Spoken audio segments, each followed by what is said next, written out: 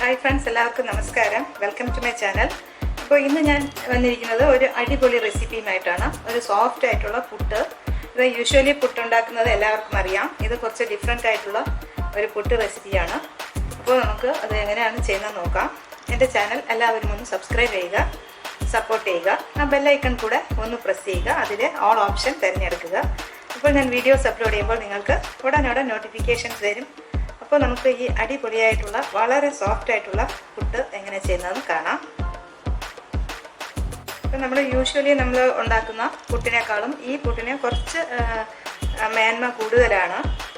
കാരണം ഇത് പെട്ടെന്ന് തന്നെ നമുക്ക് ഉണ്ടാക്കിയെടുക്കാൻ സാധിക്കും. മറ്റേ പുട്ടുപൊടി ഉണ്ടാക്കണമെങ്കിൽ കുറച്ചുകൂടെ അധികം ജോലിയുണ്ട്. റെഡിമെയ്ഡ് പാക്കറ്റ് വാങ്ങുന്ന കാര്യമല്ല, നമ്മൾ വീട്ടിൽ തന്നെ പൊടിച്ചെടുക്കുന്നെങ്കിൽ കുറച്ച് സമയം വേണം. പിന്നെ മാവ് വറുക്കണം, അങ്ങനെയൊക്കെയുള്ള ജോലിയുണ്ട്. പിന്നെ അത് തണുത്ത് കഴിഞ്ഞ് നമ്മൾ കുഴച്ചെടുക്കാനും ഇത്തിരി ബുദ്ധിമുട്ടാണ്. കാരണം ഒട്ടിപ്പിടിക്കും, ഉണ്ട കെട്ടും, അങ്ങനെയുള്ള ബുദ്ധിമുട്ടുകളൊക്കെ ഉണ്ട്. പക്ഷേ ഈ പുട്ടിന് അങ്ങനത്തെ യാതൊരു ബുദ്ധിമുട്ടുമില്ല. നമുക്ക് ഉടനെ തന്നെ നനയ്ക്കേണ്ട ആവശ്യമില്ല, ഉടനെ തന്നെ ചെയ്തെടുക്കാൻ പറ്റും. പിന്നെ വളരെ സോഫ്റ്റുമാണ്. പിന്നെ ചോറ് കഴിക്കാൻ മടിയുള്ള കുട്ടികൾക്ക് ഇത് കൊടുത്തു കഴിഞ്ഞാൽ അവർ സുഖമായിട്ട് കഴിക്കും. അങ്ങനെ ഒരുപാട് അഡ്വാൻറ്റേജസ് ഈ പുട്ടിന് ഉണ്ട്. എന്തായാലും എല്ലാവരും ഒരു പ്രാവശ്യമെങ്കിലും ഇത് ട്രൈ ചെയ്യുക. അപ്പോൾ നമ്മൾ കുതിർത്തി വെള്ളം വാർന്നു പോകാനായി വെച്ച അരി മിക്സിയുടെ ഒരു പൊടിക്കുന്ന ജാറിലോട്ട് ഇട്ട് കൊടുക്കാം. അല്ലെങ്കിൽ മിക്സിയുടെ ചെറിയ ജാറ്, അതിൽ നമുക്കിട്ട് പൊടിച്ചെടുക്കാം. പൊടിക്കുമ്പോൾ നമ്മൾ കുറച്ച് ശ്രദ്ധിച്ച് പൊടിക്കണം. കാരണം ഇത് നമ്മൾ വീണ്ടും നമുക്കിത് അരിച്ചെടുക്കാൻ പറ്റില്ല. അതുകൊണ്ട് ഓരോ അരിയും പൊടിഞ്ഞു വരുന്ന രീതിയിൽ നമ്മൾ നിർത്തി ഇളക്കി കൊടുത്ത് പൊടിച്ചെടുക്കണം. അപ്പോൾ ഇവിടെ ഞാൻ അരി പൊടിച്ചെടുത്തിട്ടുണ്ട്. നന്നായിട്ട് പൊടിഞ്ഞു വന്നു. ഇനി നമുക്കിത് ഒരു പാത്രത്തിലോട്ട് മാറ്റാം. ഇതുപോലെ മുഴുവനും പൊടിച്ചെടുക്കാം. ഇപ്പോൾ ചെറിയ നനവോടുകൂടെയുള്ള മാവായിട്ടാണ് നമുക്ക് കിട്ടിയത്. നമ്മൾ എടുക്കുമ്പോൾ ഇതിൽ വെള്ളം ഒട്ടും ഇല്ലാതെ എടുക്കണം. എന്നാൽ നമുക്കിങ്ങനെ നന്നായി പൊടിഞ്ഞ് കിട്ടുകയുള്ളൂ. കുറേ വെള്ളം അധികം ഉണ്ടായിരുന്നാൽ കട്ട പിടിച്ച് അത് നല്ലപോലെ കിട്ടില്ല. ഇതിപ്പോൾ നമുക്ക് പുട്ടിൻ്റെ ആ പരുവത്തിൽ ആയിട്ടുണ്ട്. അപ്പോൾ ഇവിടെ മുഴുവൻ അരിയും ഞാൻ പൊടിച്ചെടുത്തു. ഒട്ടും പ്രയാസമില്ലാതെ പെട്ടെന്ന് തന്നെ പൊടിച്ചെടുക്കാൻ പറ്റി. പക്ഷേ വെള്ളം ഓവറായിട്ട് ഉണ്ടെങ്കിൽ ഇതുപോലെ പൊടിഞ്ഞ് കിട്ടില്ല.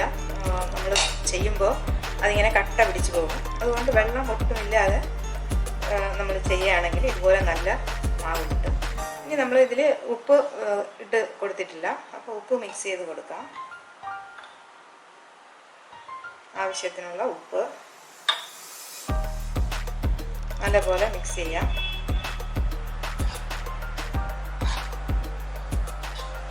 ഇത് ഓൾറെഡി ഇതിന് നനവുണ്ട്. അതുകൊണ്ട് നമുക്ക് പ്രത്യേകിച്ച് വെള്ളം ചേർത്ത് നനയ്ക്കേണ്ട കാര്യമില്ല.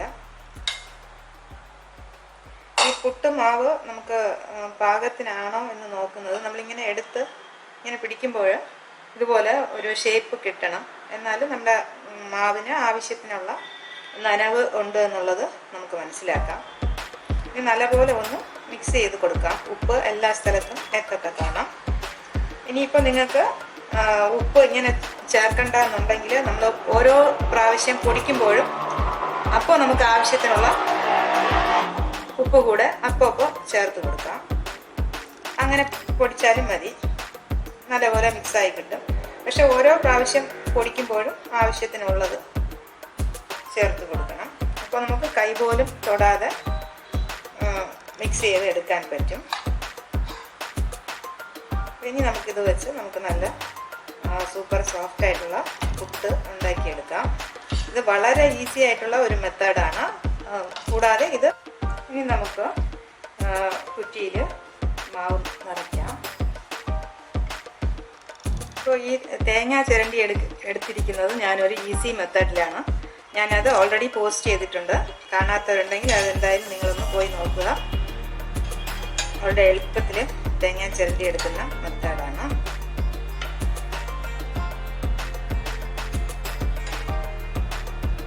ഇനി ഇത് പുട്ട് നമ്മൾ യൂഷ്വലി പുട്ട് ഉണ്ടാക്കും പോലെ തന്നെ നമുക്ക് ഉണ്ടാക്കാം.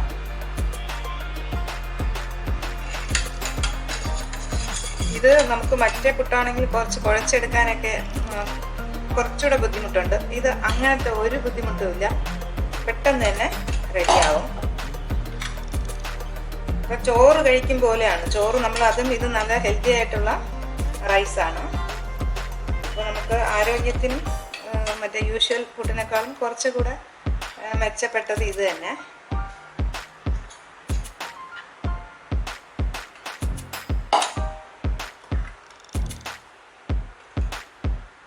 അപ്പോൾ ഈ തേങ്ങ ചിരയുന്ന ഈ മെത്തേഡ് എനിക്ക് വളരെ യൂസ്ഫുൾ ആയിട്ടുള്ള ഒന്നാണ്.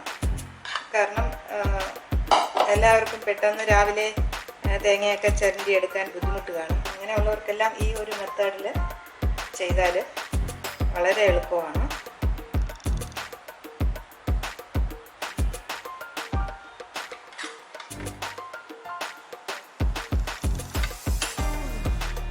യൂഷ്വൽ എല്ലാവരും ചെയ്യുന്ന മെത്തേഡിലാണ് ഞാനിവിടെ മാവ് നിറച്ചത്. ഇനി നമുക്കിത് ആവിയിലോട്ട് വെച്ച് കൊടുക്കാം. ഇപ്പോൾ ഞാൻ കുക്കറിൽ വെള്ളം തിളപ്പിക്കാൻ വെച്ചതിന് ശേഷം ആ നോസിലിൽ പുട്ടുകുഴൽ വെച്ച് കൊടുത്തു. അപ്പോൾ ഈ ഒരു കുഴലേ എൻ്റെ കയ്യിലുള്ളൂ, അതുകൊണ്ടാണ് ഞാൻ ഈ ഒരു കുഴലെടുത്തത്. സാധാരണ യൂഷ്വലി നമ്മുടെ കുടവും കുഴലും കൂടെ ചേർത്തുള്ള നമുക്ക് അതായാലും ഏതായാലും മതി. അപ്പോൾ എൻ്റെ കൈവശം ഇതേ ഉള്ളൂ, അതുകൊണ്ട് ഞാൻ ഇപ്പോൾ ഇതിൽ വെച്ചേനെ. ഇത് തന്നെ നമുക്ക് ചിരട്ട പുട്ടിൻ്റെ ആ മോൾഡിൽ വെച്ച് നമുക്കിത് ഉണ്ടാക്കാം. അപ്പോൾ ഇനി ഇത് നമുക്ക് ആവി വന്നതിന് ശേഷം നോക്കാം.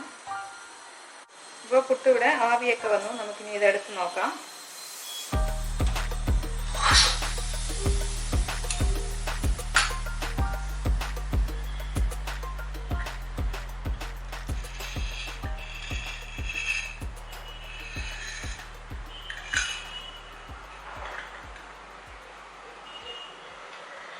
നല്ല അസലായിട്ടുള്ള സോഫ്റ്റ് ആയിട്ടുള്ള ഫുഡ് നമുക്ക് കിട്ടിയിട്ടുണ്ട്. വളരെ സോഫ്റ്റാണ്.